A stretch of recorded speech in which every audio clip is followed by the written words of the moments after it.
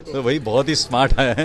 मतलब कुछ तो उनमें अंदर है जो मतलब अब मानना तो पड़ेगा ही भाई। जो आदमी 5 साल के चुनाव में 9 बार बन जाए तो खिलाड़ी तो मानना पड़ेगा उन्हें। बिहार और यूपी में अगर आप देखें तो मुझे लगता है हर चाय की दुकान पे राजनीति हो रही होती है। अभी हमारे साथ हैं बॉलीवुड के एक्टर और एंकर अनूप सोनी।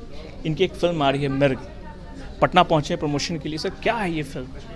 ये फिल्म बेसिकली जो मैं बताऊं, ये किरदार जो आपको इस चेहरे दिख रहे हैं आपको इस पोस्टर पे, ये चेहरों जो है ना यही किरदार हैं और इन्हीं के आसपास ये कहानी घूमती है। और ये वो किरदार हैं जो शायद जब आप फिल्म देखेंगे तो आपको अंदाज़ा होगा कि ये किरदार हमारी आम जिंदगी में हमारे आसपास हैं। और कहानी ये है कि भाई ये हम भी जैसे लाइफ में स्ट्रगल करते हैं ना, ये इन किरदारों की जद्दोजहद है। ये जिस दुनिया में काम करते हैं उस दुनिया में अपनी पहचान, अपने सर्वाइवल को बनाए रखने के लिए, अपने वजूद को बनाए रखने के लिए लड़ाई लड़ते रहते हैं, एक दूसरे को ऊपर नीचे काटते पीटते रहते हैं। ये उसी की कहानी है। बट इस फिल्म का सबसे इंटरेस्टिंग पार्ट ये है कि फिल्म को जिस तरीके से बनाया गया है, जो एक कहते हैं ना कहानी सुनाने का तरीका होता है। जैसे कई बार हम अपने दोस्तों में कोई होता है कि हुआ किस्सा आपके साथ है, लेकिन आपको लगता है यार ये जो मेरा दोस्त है ना किस्सा बहुत बढ़िया सुनाता है और वो उस वक्त वहाँ मौजूद था, तो आप उससे कहते हो यार तू सुना, यार तू बहुत मज़ेदार तरीके से सुनाएगा। तो एक कहानी सुनाई बड़े मज़ेदार तरीके से गई है। हमारे डायरेक्टर तरुण शर्मा ने इसको नरेट बहुत इंटरेस्टिंग तरीके से किया है कि आपको कभी फिल्म में एक स्लो और डल मोमेंट नहीं आएगा। ये फिल्म जो है पकड़ के रखती है आपको एज एन ऑडियंस।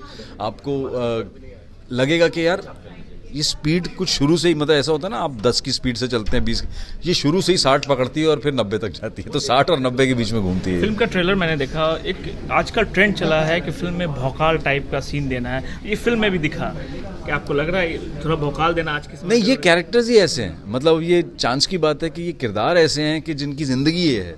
मतलब ये सारे किरदार ऐसे हैं जिनके जेब में गन रहती है हमेशा। तो ये उन्हीं की कहानी है। तो जो आपको लगा वो उस फिल्म में रहेगा ही। इसमें देख रहे हैं आप गमछा में हैं, थोड़ा बिहारी लुक आप इसमें अपनाए हैं। बिहार से काफ़ी जुड़ाव है आपका। जी देखिए, मैं तो गंगाजल, मैंने बहुत अर्ली अपने करियर में गंगाजल की, अपहरण की, दोनों ही फिल्में प्रकाश झा साहब की थी। और वो तो जैसे कहते हैं ना कि बिहार पे फिल्में बनाने के एक्सपर्ट हैं। तो गंगाजल के दौरान ही हमें बिहार के बारे में इतना जानने को मिला, प्रकाश जी से बात करते करते, उस फिल्म में काम करते हुए। तो कहीं ना कहीं, और दूसरा मैं नेशनल स्कूल ऑफ ड्रामा से आता हूँ जहाँ मैंने 3 साल एक्टिंग सीखी है। मेरे आसपास मेरे सीनियर, मेरे जूनियर्स बहुत रहे हैं। पंकज त्रिपाठी मेरे जूनियर थे, विनीत कुमार एक हमारे यहाँ के एक्टर हैं जो बिहार से हैं, वो मेरे सीनियर थे। फिर और भी फिल्मों में कई कलाकार ऐसे आपको मिल जाएंगे जो बिहार से हैं। तो उनके साथ काम किया तो ऐसा लगता नहीं है कि भाई हम बिहार को जानते ही नहीं हैं। जिस तरीके से अब शूटिंग होती है, बिहार में भी शूटिंग करने का आप लोग का प्लान है आने वाले भविष्य में?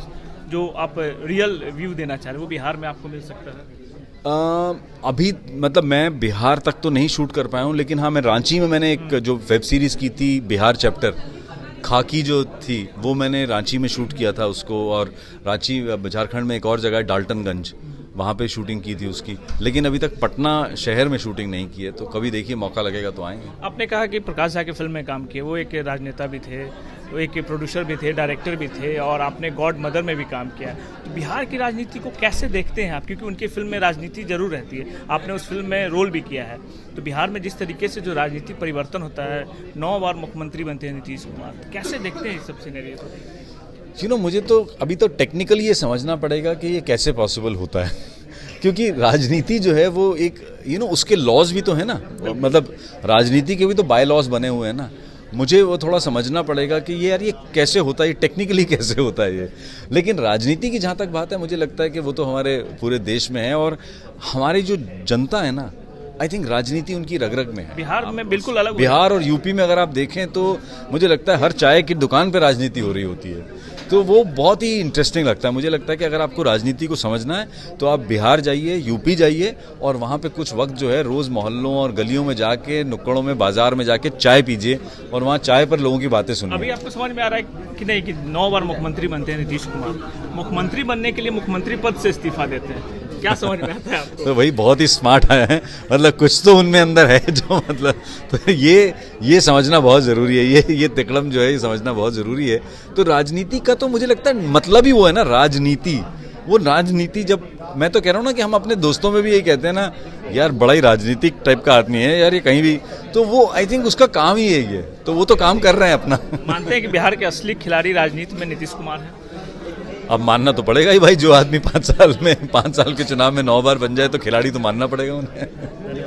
तो ये थे अनूप सोनी, जिन्होंने बेबाकी से बिहार की राजनीति पर भी बात रखी।